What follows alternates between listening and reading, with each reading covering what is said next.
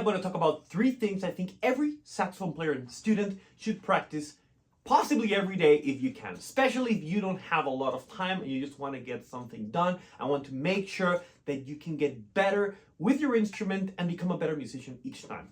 Now, keep in mind, what I want to share with you today are 3 tips that will orient you to become a better saxophone player and improviser for contemporary music. Of course, you can do countless of things when you practice, but one mistake I see most students do is that they try to practice too many things on the same session, and they have it looks like a grocery list of a giant things. I need to do etudes, I need to do sound, I need to do this and that, and the list goes on, and they spend 10-15 minutes, maybe 20 on each thing.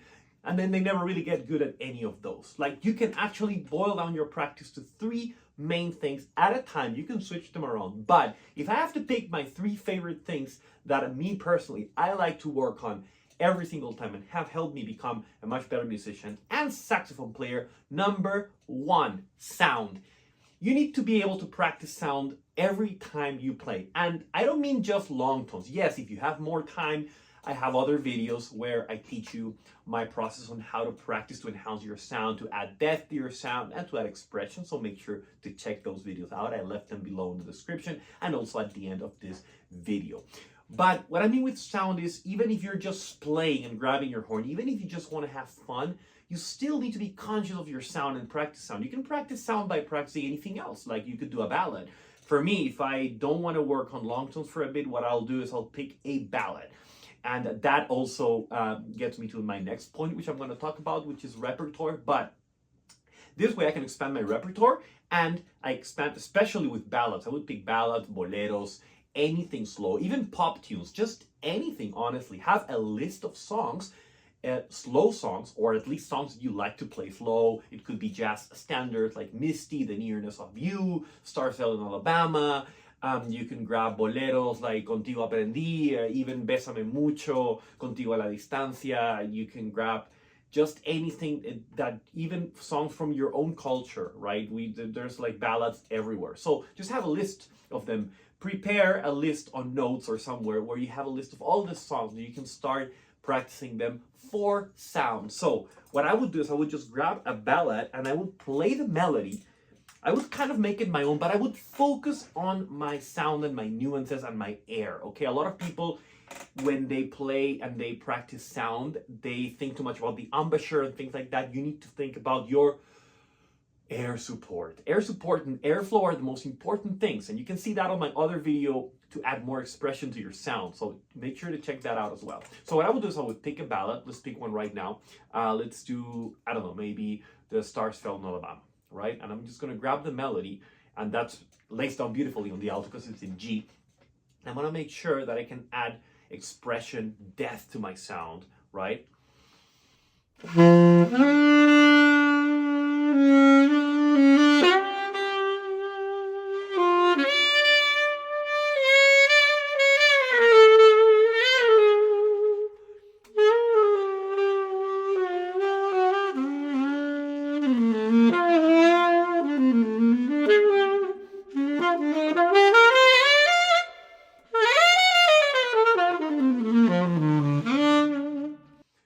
What I'm really doing here is, yeah, I'm adding licks and things like that, but I'm focusing on intense expression on my sound. You see what I did with the dynamics? I went up and down. I'm not just practicing a melody like this. And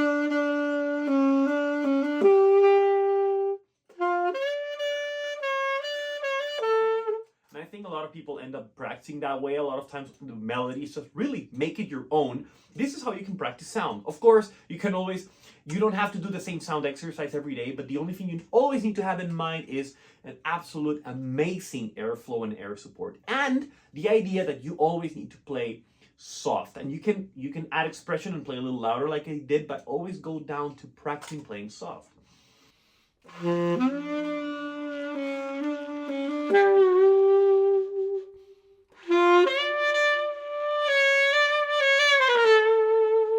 So for instance, if you just grab a phrase like that, I want to practice sound, I'm listening to my airflow, my expression, there was a little crack in there. How can I fix that? Okay, maybe a little more vibrato here and there. How can I make this sound better and more expressive and more like me and just more beautiful, right?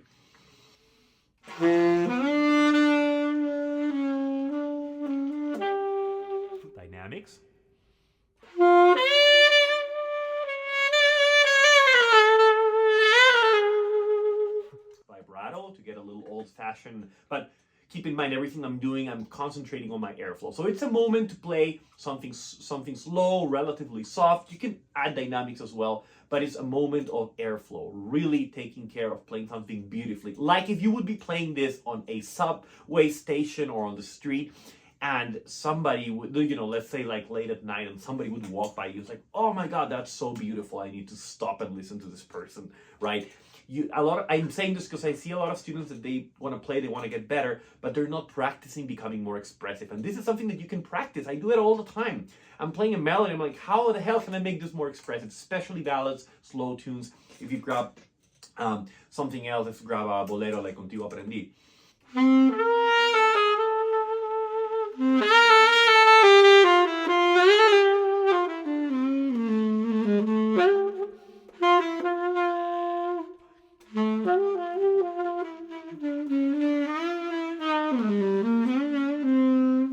All those nuances, those bends, those dynamics. Then I'll play it again super soft.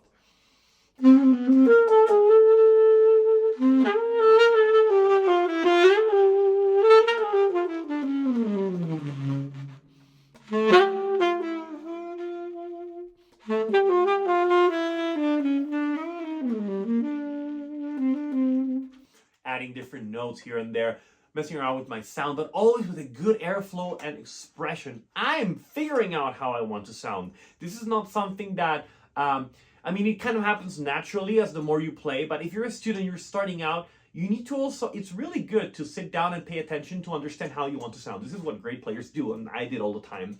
And it will actually fast track your way there. It's like when you're preparing a speech and you sit down, what I want to speak of. Well, later on, you'll be able to just improvise a speech, but you see, okay, I want to say it this way. Wait, let me repeat that phrase. How about I add a pause here or a nuance, the way you speak. You know how you speak slowly and you speak with a lower voice. All of a sudden, people lean in, right? The same happens with music. Or if you speak a little louder and intense, somebody might get your message even more, with more intensity. Anyway, you get the point. Sound. Always practice something sound. Now, if you want to see more specifics, watch my other videos about how to add depth to your sound, how to add more expression to your sound. You can pick one of those every single day. Just do different ones. One day you can do more of the soft, long tones. Another day you can do more just working on expression and airflow. Another day you can just pick a ballad and play, right? Things like that. Now, number 2. Very important, repertoire. Okay, I know people talk about this, but it's one of the things where I see most of my students fail, or most of saxophone players, is you need to know repertoire. And I blame myself as well, because sometimes I fail on this too. And I keep reminding you every day that I want to learn new tunes, at the very least every month. I always say, try to learn a new tune every week. But this is a melodic instrument and you need repertoire. The more repertoire you learn, the better improviser, the better you will play, the better everything. Because repertoire enhances your language as well, right? It's super important. The same when you have to read books. You can't just write and without reading books and, expect to write great things. So in a similar way, when you play, you need to really have the repertoire of many, many songs. So my encouragement is every time you play, even if you have just a little time, just try to play a tune. You could be playing as sophisticated as the head and solo in a cappella, or just grab the tune, similar to what we did with the ballad, but now not just a ballad, everything, right? Grab a tune a week if you can. Put a lead sheet. Even if you're not able to improvise proficiently over the whole tune or anything, just the melody. Just learn melodies. If you start learning melodies, you can focus, of course, on the improvisation as well. But if you really focus on learning melodies, you're going to get a lot better. You don't have to master a tune in order to go to the next and learn the melody. You just keep learning them and then go back, You can have a list the same way. You can have a list. Oh, I know There Will Never Be Another You. I played that melody. Now you go to the next one. Maybe in a few months you go back to There Will Never Be Another You and see how you play it now, because you learn more songs. You become better. And now you can work a little bit on the harmony. You don't have to master that tune yet. You can go to another one, You don't have to master one tune 100% to go to the next one. If not, it might take you like 5 months for a tune. You need to start learning melodies, learning tunes. And it's not just jazz. Like, have a list. It's something I'm going to start to do now, actually. Just have a list on notes of all the jazz standards that the ones you want to learn, and the ones that might be more challenging for later on. I know so many standards, sometimes I forget the names, so I have to put a note of the ones I know. And then do the same for funk, the same for pop. If you want to be a versatile saxophone player, learn repertoire from anywhere, from pop songs, Bruno Mars songs, jazz standards, bossa nova, Latin tunes. You need repertoire. We all need repertoire. So I would grab, in my case, I know many tunes, so I would grab either the lead sheets or just thinking of a tune, and I would run through the melody and play a little solo over it, right? So that's fundamental. And as I'm doing it, again, I'm really experimenting on making that melody my own, because if you don't play melodies enough, you'll never know how to make things your own. You need repertoire in order to understand how you can make those notes sound like yourself. So one of the things that have taught me how to sound like Lorenzo, it's repertoire. Learning songs, and of course learning things about songs that you like that you're going to start integrating to your language, because songs are language, right? There's a lot of songs that are made out of beautiful chord inversions, scales, and things like that you might want to integrate later on to your language. I mean, if you think about the bebop language, most of those songs are literally solos, right? Like Donna Lee and confirmations and things like that.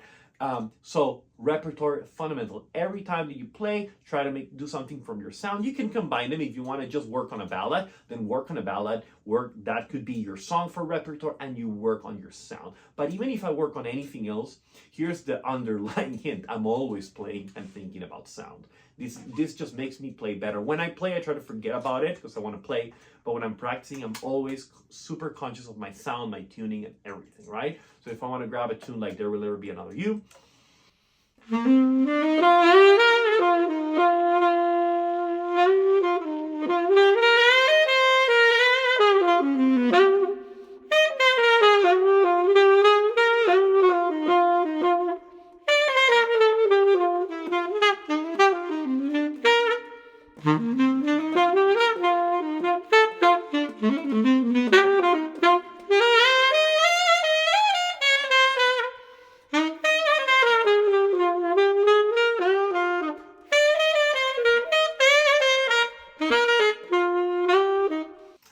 do is, you saw what I'm doing there. I'm adding a lot of rhythms that I feel that I've played that melody so many times and I've heard many versions of it. That's really important. When you play any melody, make sure you can listen to many references as possible. So I can play that song many different ways. I can play it 4 times in a row and play totally different each time, adding different notes here and there all the time, right? That's the kind of thing. I have another video where I talk about that, how to, instead of soloing, try to put the play along, and you're going to play the melody 3 times in a row. The first time making it simple, the second time adding more of your own nuances, by the third time almost segue into a solo.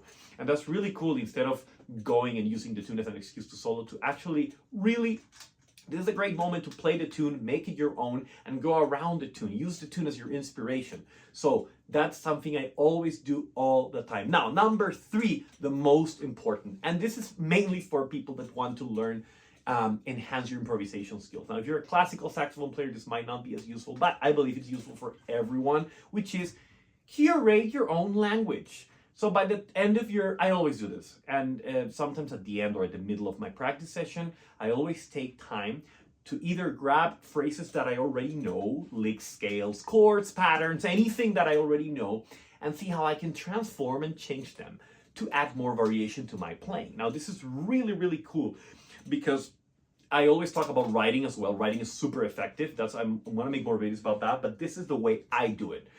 Which has allowed me to really drastically boost my language, which is just sit down with 1 or 2 phrases. Every day pick a different one. You can write them down if you want to start registering them, but just try to improvise around one phrase and changing it, transforming it, or curating your language, right? For example, once you start understanding harmony, let's grab a 2-5-1, like a D minor 7, G7 to C. And I'll just do, let's say, like plain chord inversions like this. Very simple. I'm just using chord inversions, chord tones. Now, how can I create my own 2-5-1 lick? But now, without writing, I always talk about you can write it down and then bring it to your playing. But since you're with saxophone, it's like just think about how can I make something my own. Okay, rhythm is one of them. Cool. How about adding little notes? Adding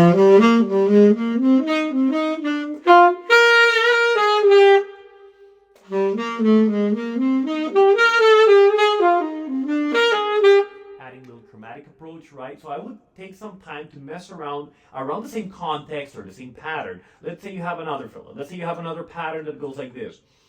That's a little Dexter Gordon phrase. Okay, let me transform it.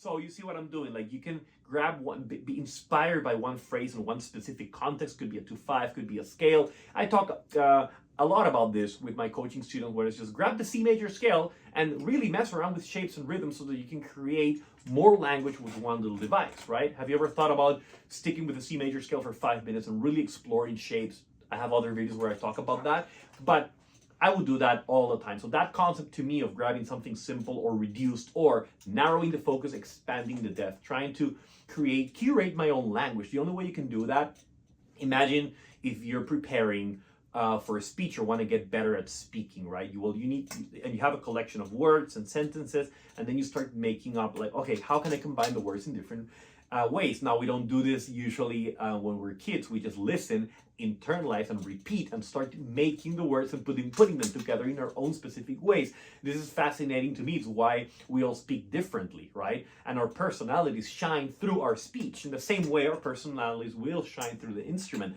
The way if you think about the 3 things we've talked about today, is what ultimately will make your playing more personal. Because if you practice airflow, sound, nuances, making things your own, you will naturally develop your own very specific saxophone sound that nobody will have, right? But if with a bad airflow, you'll never do that.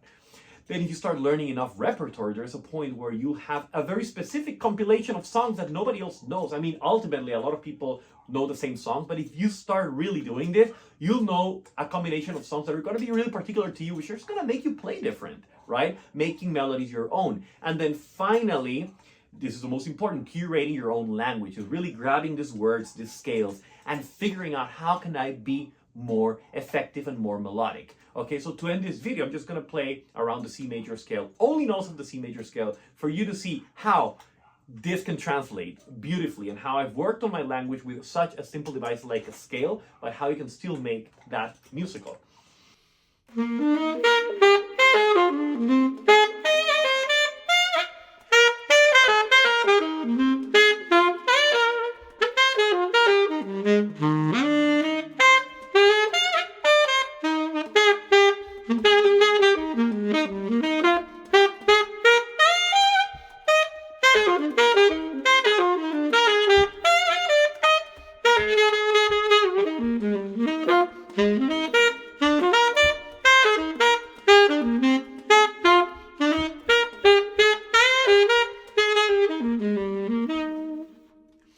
You see, it can be a little fun. You can still hear the scale, but I've practiced this in a way that I want to make that scale my own. I want to create my own phrases using the little chords, little scales, passing those, but it's all just using the C major scale. I'm trying to use it in many different ways, curating my own language. I could do this for half an hour and have a blast. And believe me, I started doing this even more now, and it's been the most amazing thing I could do for my playing, because you can always be more musical with the simple stuff. People feel that you need to get the next resource in order to sound more advanced. I think what you need is to be more musical with the simple stuff, and more and more and more. And then when you bring out the more important, the more sophisticated element, it's a lot easier to sprinkle it in all the stuff that you know.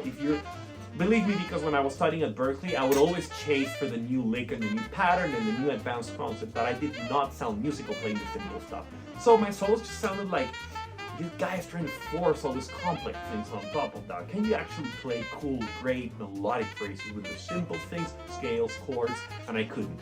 And it wasn't until I started doing that my playing really, really transformed. I hope you enjoyed this video. Let me know in the comments what you want to see next. And if you want to work privately with me, I have a one-on-one exclusive coaching program where I work with each student, particularly in drastically help you boost your sax playing and improvisation skills. And I also have an arranging program. The only thing you have to do, if you're interested, is just go to my Instagram account, Lorenzo Ferrero Music, send me a DM with the word coach, and mention that you've watched my YouTube video as well. And we can talk. I'll give you all the details about my coaching. Thank you so much for watching. Please make sure to subscribe to my channel, turn on notifications, and thank you so much for following. Stay tuned for the next video.